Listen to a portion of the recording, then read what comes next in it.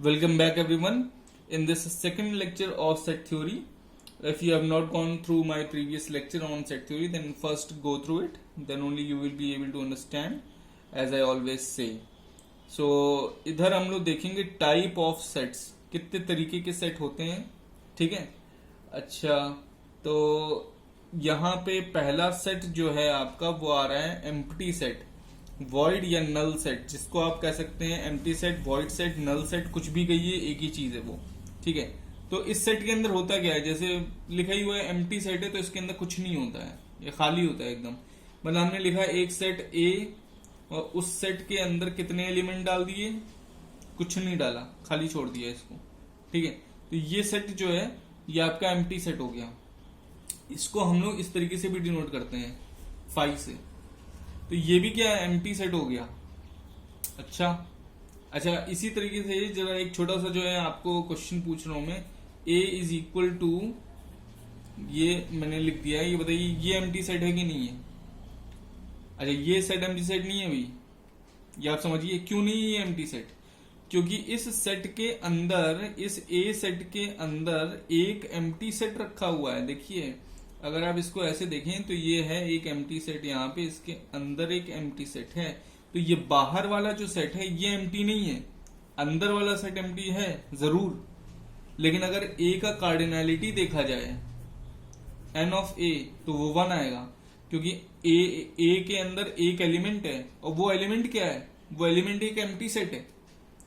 तो कंफ्यूज मत होइएगा, इस तरीके से आपसे क्वेश्चन पूछे जा सकते हैं. ठीक है. तो ये एक आपने देख लिया कि एम्प्टी सेट क्या होता है, वॉइड या नल सेट क्या होता है. अब हम लोग देखते हैं सिंगलटन सेट क्या होता है. सिंगलटन सेट, सिंगल वर्ड से पता चल रहा है इस सेट के अंदर केवल एक एलिमेंट होता है. जैसे हमने लिख दिया 1. ठीक है, ये हो गया सिंगलटन सेट. ठीक.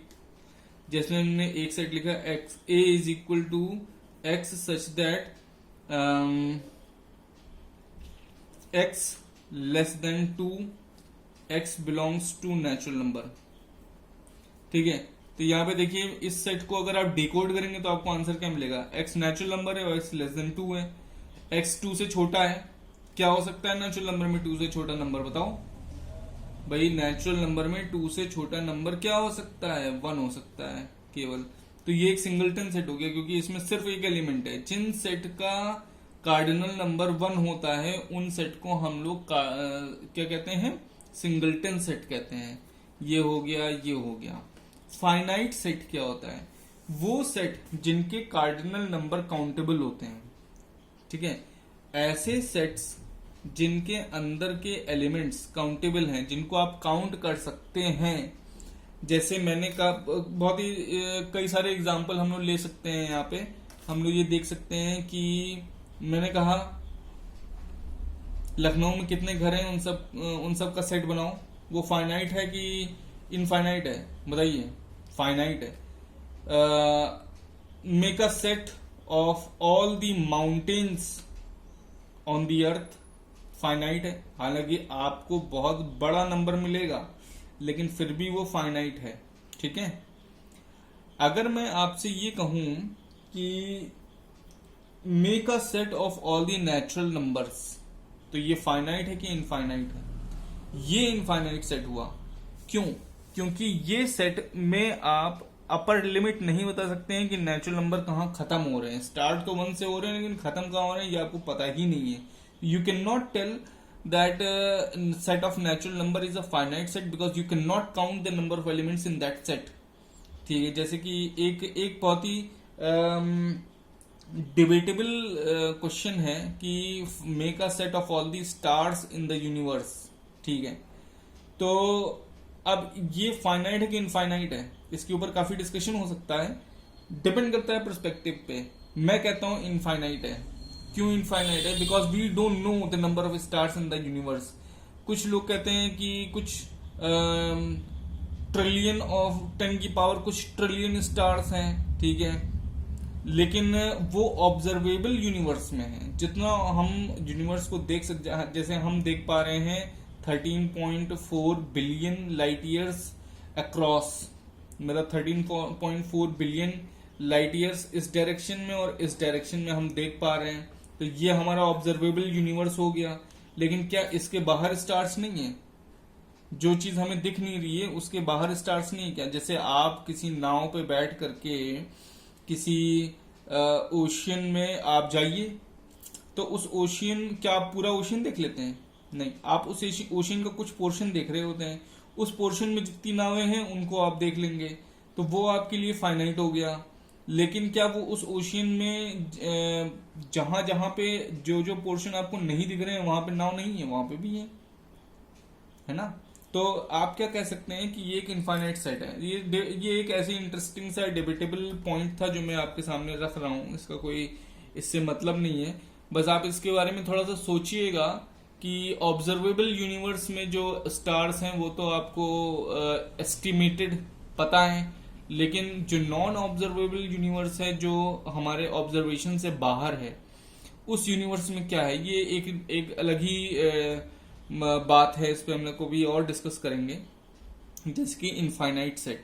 इनफाइनाइट सेट कौन कौन से हो सकते हैं? नेचुरल नंबर्स हो सकते हैं, होल नंबर्स हो सकते हैं, इंटीजर्स हो सकते हैं, रैशनल नंबर्स हो सकते हैं, कॉम्प्लेक्स नंबर्स हो सकते हैं, स्टार्स इन द यूनिवर्स भी हो सकते हैं आपके ये इनफाइनाइट सेट। ठीक है ना? तो ये इनफाइनाइट सेट्स जो होते हैं इनमें नंबर ऑफ एलिमेंट्स, जो कार्डिनल नंबर होता है, वो हमेशा रहता है इन्फिनिटी। अब आ जाते हैं ये इक्विवेलेंट सेट क्या चीज होती है। ये हमने देख लिया, ये देख लिया, ये देख लिया, ये देख लिया। इक्विवेलेंट सेट क्या होता है ये देखते हैं अब हम लोग। ठीक है, तो इक्विवेलेंट सेट देखने के लिए थोड़ा सा हम लोग इधर यहाँ पे देख लेते हैं। मैं इसको दो तरीके से बताऊंगा आपको। ठीक है, दो सेट लिख रहा हूं मैं आपको। यहाँ पे मैं दो सेट आपको लिख करके बता रहा था कि एक सेट है जैसे x is such that x is a vowel in English alphabet, and b is a set in which x is such that x is less than 6, x belongs to natural number। तो इन दोनों set का अगर हम tabular form या roster form में देखें answer, तो हमें क्या मिलेगा? a इज इक्वल टू, हमें मिलना चाहिए यहाँ पे a e i o and u। B set को देखा जाए तो उसमें हमें मिल जाएगा 1 2 3 4 एंड 5। अगर ए सेट का कार्डिनल नंबर आप देखें, सेट ए का कार्डिनल नंबर आप देखें तो आपको क्या मिलेगा? ए का cardinal number is equal to 5। B का कार्डिनल नंबर आप देखें तो आपको क्या मिलेगा? वो भी आपको 5 मिलेगा। तो जब cardinal number of A is equal to cardinal number of B, तो आप कहेंगे the set A and B are equivalent sets. The set and A and B are equivalent sets. A B are equivalent. और इसको आप denote किस sign symbol से करेंगे? आप डिनोट करेंगे ए इज इक्विवेलेंट टू बी, इस तरह से। ये आप दिखाएंगे ए इज इक्विवेलेंट टू बी, इस तरह से आप दिखा देंगे। तो इक्विवेलेंट सेट का कॉन्सेप्ट आप समझ गए कि जिन सेट्स के कार्डिनल नंबर सेम होते हैं, जिन सेट्स के अंदर नंबर ऑफ एलिमेंट्स सेम होते हैं, उन सेट्स को हम कहते हैं इक्विवेलेंट सेट्स, और उनको डिनोट करते हैं ए इज इक्विवेलेंट टू बी, इस तरह। इक्वल सेट क्या होता है? अच्छा, इक्वल सेट अब क्या चीज है, इसको समझने के लिए हमें फिर से एग्जाम्पल लेना पड़ेगा। दो सेट हम लोग ले लेते हैं यहाँ पे। एक सेट हम लोग ले लेते हैं कुछ इस तरीके से, set A is x is such that x square minus 3x plus 2 is equal to 0। ठीक है, और एक सेट और ले लेते हैं, सेट b, जो कि हमने ले लिया है x is such that x is less than 3 and x belongs to natural number। ठीक है, इस तरीके से ले सकते हैं। दो सेट हमने आप ले लिए। इसका आंसर क्या होगा अगर आप सॉल्व करें? तो x square minus 3x plus 2 is equal to 0, x square minus 1 plus 2 x plus 2 is equal to 0, x square minus 1x minus 2x plus 2 is equal to 0, x minus 1 minus x minus 1 is equal to 0, x minus 1 x minus 2 is equal to 0, जिससे आपको दो answer निकल के आ रहे हैं, x equal to 1 x equal to 2। तो आपका जो सेट A है, सेट A, उसका आंसर आपके पास आ रहा है x equal to 1 and x equal to 2। B set जो है उसका आंसर आपके पास आ रहा है नेचुरल नंबर 3 से छोटा नेचुरल नंबर कौन कौन सा होता है भाई? 3 से छोटा नेचुरल नंबर 1 से स्टार्ट होगा, 2 तक जाएगा, 1 2। अब आप देख क्या रहे हैं कि इन दोनों सेट के cardinal number Na equal to NB है, तो ये इक्विवेलेंट तो हो ही गए, लेकिन इनके अंदर जो एलिमेंट्स लिखे हुए हैं, इनके अंदर जो एलिमेंट्स हैं वो भी इक्वल हैं। इसके अंदर भी 1 2 है, इसके अंदर भी 1 2 है। तो आप इस एग्जांपल से समझ सकते हैं कि ये दोनों सेट इक्वल सेट हैं, क्योंकि A इक्वल टू B यहां पे इसलिए होगा क्योंकि पहली चीज ये इक्विवेलेंट तो है ही, प्लस ये लोग इक्वल भी हैं क्योंकि इनके एलिमेंट्स भी सेम हैं। जिन सेट्स में सिर्फ एलिमेंट्स की काउंटिंग सेम होती है, उन सेट्स को हम कहते हैं इक्विवेलेंट सेट। अच्छा, उनके जो एलिमेंट्स होते हैं वो डिफरेंट हो सकते हैं, AEIOU 1 2 3 4 5 अलग अलग चीजें लिखी हुई हैं, लेकिन जिन सेट्स में आपके पास एलिमेंट्स की काउंटिंग भी सेम है, दो एलिमेंट और दोनों एलिमेंट्स भी सेम है, उनको हम कहेंगे इक्वल सेट्स। तो यहां पे इक्वल सेट आपको इस तरीके से डिनोट किया जाएगा, A इक्वल टू B, और ये आप समझ चुके हैं। अच्छा, यूनिवर्सल सेट क्या होता है? यूनिवर्सल सेट कई तरीके के होते हैं, ये भी एक सब्जेक्टिव टर्म है, इस पे काफी डिस्कशन किया जा सकता है, और मैं थोड़ा डिटेल में आपको बताऊंगा यूनिवर्सल सेट के बारे में ताकि आपको आइडिया लग जाए। जैसे हम लोग किसी चीज के बारे में बात करें अगर, ठीक है, अगर हम लोग किसी चीज के बारे में बात करें और हम इस तरीके की बात करें कि हमें दुनिया में जितनी भी कार हैं, जितने भी कार के ब्रांड हैं, दुनिया में जितने भी कार के ब्रांड हैं उनका एक सेट बना दो, तो वो हो जाएगा कार्स का यूनिवर्सल सेट, कार के ब्रांड्स का यूनिवर्सल सेट हो जाएगा वो।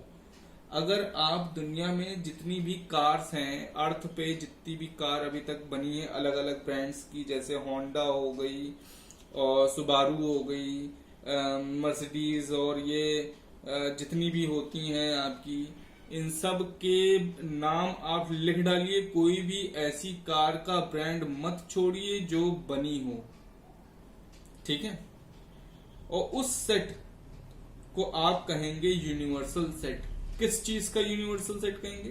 कार के ब्रांड्स का। मैंने कहा 1 से स्टार्ट होने वाले जितने भी नंबर, 1 से स्टार्ट होने वाले और आगे चलते चले जाने वाले जितने भी नंबर हैं, 1 2 3 4 नेचुरल, उन सब का सेट बना दो, सारे नेचुरल नंबर का सेट बना दो। तो आप क्या करेंगे? 1 2 3 4 कहां तक बनाएंगे? इन्फिनिटी तक बना देंगे, तो वो नेचुरल नंबर का यूनिवर्सल सेट हो गया, ठीक है। ये हो गया यूनिवर्सल सेट, ये स्टैंडर्ड यूनिवर्सल सेट हुआ, लेकिन क्योंकि यहाँ पे जो आपके ये डोमेन्स होते हैं, ये डोमेन्स जो मैंने लिखे हुए हैं यहाँ पे, ये होते हैं स्टैंडर्ड यूनिवर्सल सेट्स। जैसे natural number, whole number, integer और रियल नंबर, इन सब को आप कह सकते हैं स्टैंडर्ड और स्टैंडर्ड यूनिवर्सल सेट।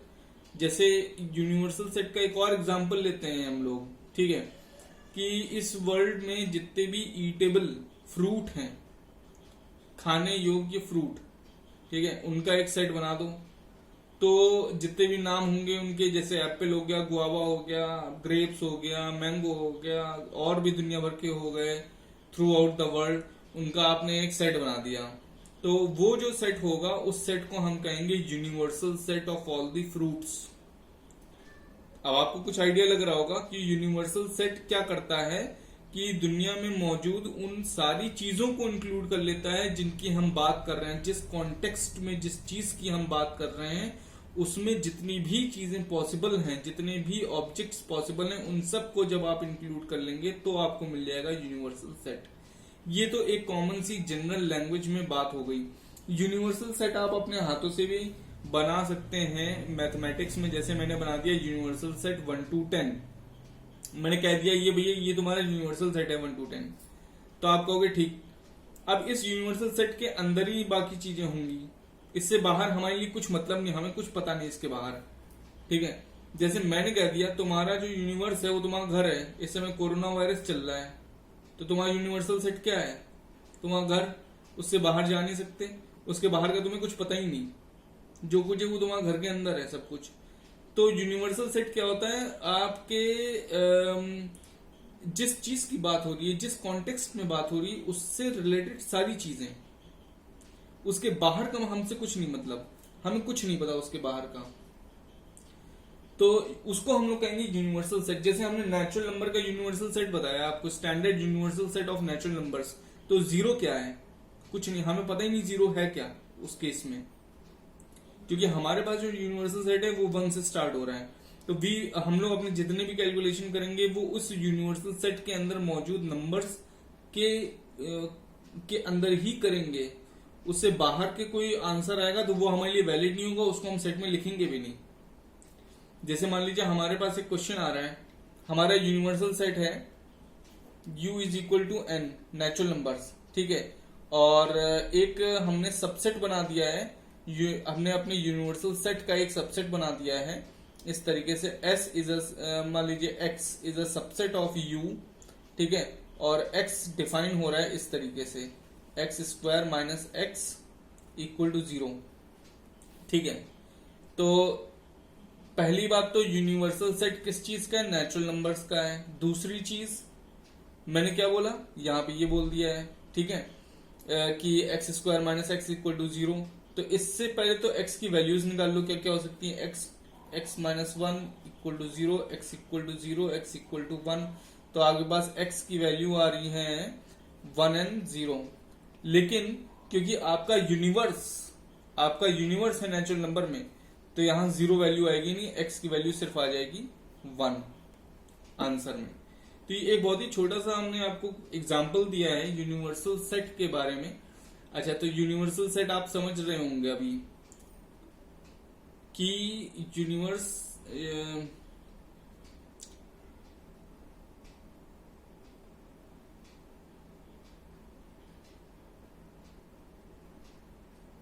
कि यूनिवर्सल सेट में हम वो सारी चीजें इंक्लूड कर लेते हैं जिनके बारे में हम बात कर रहे हैं। जैसे अभी आप लोग वेन डायग्राम के थ्रू कुछ क्वेश्चन सॉल्व करेंगे तो उसमें आपको यूनिवर्सल सेट्स दिए जाएंगे, ठीक है। जैसे हमारे पास यहाँ मान लीजिए क्लास में आपको 6 तरीके के सब्जेक्ट पढ़ रहे हैं, तो वो आपका यूनिवर्सल सेट हो गया। जैसे 3 तरीके के पेपर लोग पढ़ रहे हैं तो वो यूनिवर्सल सेट हो गया, ठीक है। या आप ये 3 तरीके के पेपर, मान लीजिए एक सिटी में सिर्फ 3 ही तरीके के पेपर आते हैं, तो वो यूनिवर्सल सेट आपका कहलाया जाएगा उस सिटी के लिए न्यूज़पेपर के टर्म्स में। तो आप यूनिवर्सल सेट को अच्छे से समझ लीजिए, थोड़ा सा आप गूगल भी कर लीजिएगा। यूनिवर्सल सेट कई तरीके के होते हैं, और यूनिवर्सल सेट छोटे भी होते हैं, बड़े भी होते हैं। कुछ स्टैंडर्ड होते हैं जो हमने नहीं बनाए, जो नेचुरल नंबर है, होल नंबर है, ये सब। और कुछ यूनिवर्सल सेट छोटे भी होते हैं, जैसे हम उनको बनाते हैं। मान लीजिए हमने एक यूनिवर्सल सेट बना दिया इस तरीके से, u is equal to AEIOU, ये हमने यूनिवर्सल सेट बना दिया। ये यूनिवर्सल सेट क्यों है? ये क्योंकि ये आपको सारे के सारे वॉवल्स दे रहा है, ये आपको सारे वॉवल्स दे रहा है, तो ये वॉवल का यूनिवर्सल सेट हो गया। अच्छा, अब अगर मैं एक यूनिवर्सल सेट बना दूं आपका A B ... Z तक, तो ये क्या है? ये इंग्लिश अल्फाबेट का यूनिवर्सल सेट है। इससे ज्यादा इंग्लिश के अल्फाबेट में कोई और लेटर होता ही नहीं है। तो यहाँ पे जो ये सेट बन रहा है, ये यूनिवर्सल सेट है इंग्लिश अल्फाबेट का, और ये यूनिवर्सल सेट है इंग्लिश अल्फाबेट में वॉवल्स का। तो आप देख रहे हैं कि यूनिवर्सल सेट किसी भी लेवल पे बनाया जा सकता है, ठीक है। डिपेंड करता है कि हम किस कॉन्टेक्स्ट में बात कर रहे हैं। तो काफी ज्यादा डिस्कशन हो चुका है यूनिवर्सल सेट पे, आगे बढ़ जाते हैं अब हम लोग सबसेट पे आ जाते हैं। प्रॉपर और इम्प्रॉपर सबसेट क्या होता है, प्रॉपर सबसेट क्या होता है, इम्प्रॉपर सबसेट क्या होता है, इसके बारे में हम लोग डिस्कस करते हैं। ठीक है, जहां पे हम लोग देखते हैं कि एक सेट ले लेते हैं ए, जिसके अंदर हमने लिख दिया 1 2 3 4 5, 5 एलिमेंट्स हमने रख दिए इसके अंदर। इस सेट का सबसेट अगर हम बताना चाहें तो वो मान लीजिए हमने एक सेट लिख दिया A1 और उसमें डाल दिया 1 2। ठीक है, तो ये जो 1 2 है ये हमने इस सेट से निकाल के एक नया सेट बना दिया है, A1 सेट। ठीक है, और हम A2 सेट भी बना सकते हैं, इसमें हम डाल सकते हैं इसमें से निकाल के 2 3 4। तो ये जो सेट है, ये दोनों सेट क्या है, ये प्रॉपर सबसेट है। ये प्रॉपर क्यों है, क्योंकि इनके अंदर के एलिमेंट्स इनके पेरेंट सेट से कम है। ठीक है ना, A1 के अंदर 2 एलिमेंट हैं, A2 के अंदर 3 एलिमेंट हैं, तो इन दोनों के अंदर जितने नंबर ऑफ एलिमेंट्स हैं वो इसके पेरेंट सेट से जहां से निकाल के बनाया गया है उनसे कम है, तो इनको हम लोग कहेंगे प्रॉपर सबसेट्स। ये दोनों क्या है, प्रॉपर सबसेट्स। और इसको हम लोग अच्छा लिखेंगे कैसे, कैसे बताएंगे कि A1 सबसेट है A का, ऐसे A1 is proper subset of A। अच्छा, तो ये हमने बता दिया A1 चाइल्ड है A का। ठीक है, ये कैसे बताओगे कि A पेरेंट है A1 का, इसको आप ऐसे बताते हैं कि A is super set of A1, इसको आप बोलते हैं प्रॉपर सबसेट। इस साइन को आप बोलते हैं सुपर सेट। ये बताता है कि A पेरेंट है A1 का, और ये बताता है A1 चाइल्ड है A का। ठीक है, और अब आ जाते हैं हम लोग इम्प्रॉपर सबसेट पे। जैसे आपने लिख दिया है कि A इज 1 2 3 4 5 और एक सेट में लिख दूं B इज इक्वल टू 1 2 3 4 5, तो आप ये कह सकते हैं कि A और B इक्वल है। आप ये भी कह सकते हैं कि A is proper subset of B या फिर B is proper subset of A। और जब ये ट्रू होता है, ये दोनों स्टेटमेंट ट्रू होते हैं, तो आप कहते हैं A is equal to B। आप इन दोनों केस में A और B को देखिए जरा, दोनों में सेम है नंबर ऑफ एलिमेंट्स है, दोनों में एलिमेंट्स भी सेम है, तो आप ये कहेंगे कि A B का भी इम्प्रॉपर सबसेट है और B A का भी इम्प्रॉपर सबसेट हो सकता है ना, क्योंकि दोनों एक दूसरे के सबसेट हो सकते हैं। इसलिए आप इन दोनों स्टेटमेंट को लिख सकते हैं, और जब आप इन दोनों स्टेटमेंट को लिख सकते हैं तो आप बता सकते हैं कि A is equal to B। तो जब A और B दो इक्वल सेट होते हैं तो वो एक दूसरे के इम्प्रॉपर सबसेट होते हैं। इस चीज को अपने दिमाग में बैठा लो कि दो सेट जब इक्वल सेट होते हैं तो वो दोनों सेट इम्प्रॉपर सबसेट होते हैं एक दूसरे के। इस चीज को आप याद कर लीजिए, अभी प्रूविंग में बहुत ज्यादा जगह ये यूज होने वाला है कॉन्सेप्ट। ठीक है, वापस आ जाते हैं हम लोग इस कॉन्सेप्ट पे कि ये पावर सेट क्या चीज होती है। तो पावर सेट समझने के लिए हम लोग क्या करेंगे कि इधर देखेंगे जरा। ठीक है ना, पावर सेट हम लोग देखते हैं क्या होता है। ऐसा करते हैं, 3 एलिमेंट ले लेते हैं किसी एक सेट में। एक्स में हमने ले लिए 3 एलिमेंट, 1 ले लिया, 2 ले लिया, 3 ले लिया। ठीक है, अब ऐसा करो कि एक्स से निकाल के कई सारे सेट बनाओ अपने मन से। पहला सेट मैं बना सकता हूं x1, क्या निकाल लिया, 1 निकाल लिया। x2 क्या निकाल लिया, 2 निकाल लिया। x3 क्या निकाला, 3 निकाल दिया। x4 1 2 निकाल दिया। x5 1 3 निकाल दिया। x6 2 3 निकाल दिया। x7 पूरा का पूरा 1 2 3 निकाल सकते हो, वो भी निकाल लो। और x8 कुछ भी ना निकालो।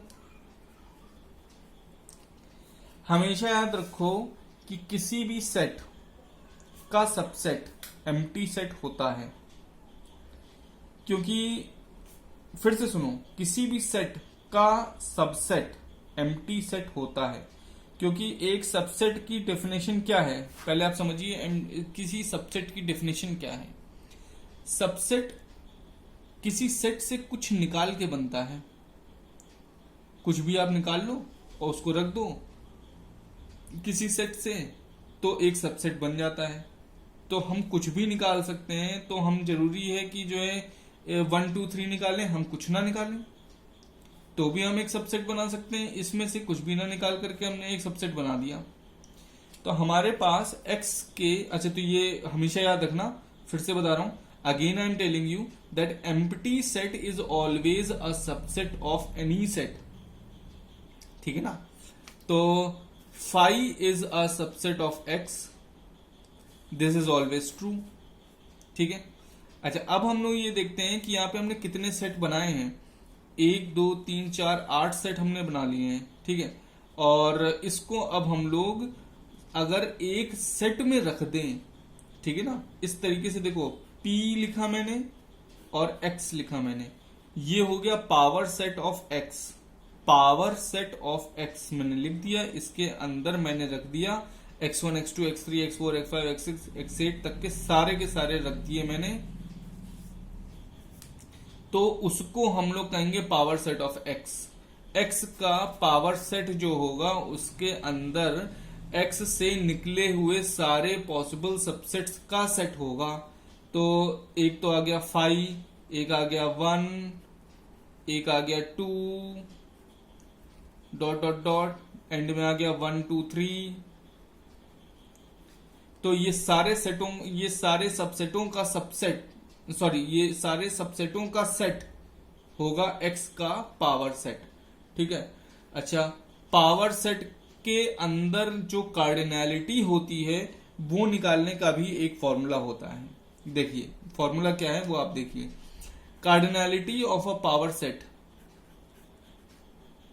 ऑफ x, इस केस में x की बात हो रही है, तो वो हो जाएगा 8। आपको दिख रहा है ना यहाँ पे 8, उसका फॉर्मूला ये है कि इसके अंदर एलिमेंट कितने हैं, 3 एलिमेंट है। 3 एलिमेंट जो आपके आप यहाँ पे आप काउंट कर रहे हैं उसको आप 2 के ऊपर पावर लगा दीजिए, 2 की पावर 3।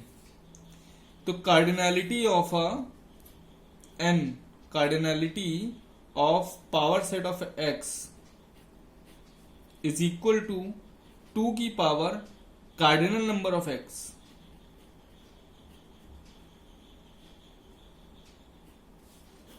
ये तो हो गया एक फॉर्मूला। इस फॉर्मूले को आप लिख लीजिए अपनी एक कहीं पे, और इसको आप समझ भी सकते हैं कि यहाँ पे हम बात कर रहे हैं कि cardinal number of power set of x is equal to 2 to the power cardinal number of x, ठीक है। तो ये हमने यहाँ पे आज पावर सेट तक डिस्कस कर लिया है। अब इसके आगे कुछ और भी आपके टाइप ऑफ सेट्स होते हैं, जैसे कॉम्प्लीमेंट सेट क्या होता है, ये सारी चीजें हम लोग आप आगे भी डिस्कस करेंगे। फिलहाल हम इस लेक्चर को यहीं पे क्लोज कर रहे हैं, ठीक है। इसको आप देख लीजिए, इसको आप समझ लीजिए, उसके बाद wait till the next lecture.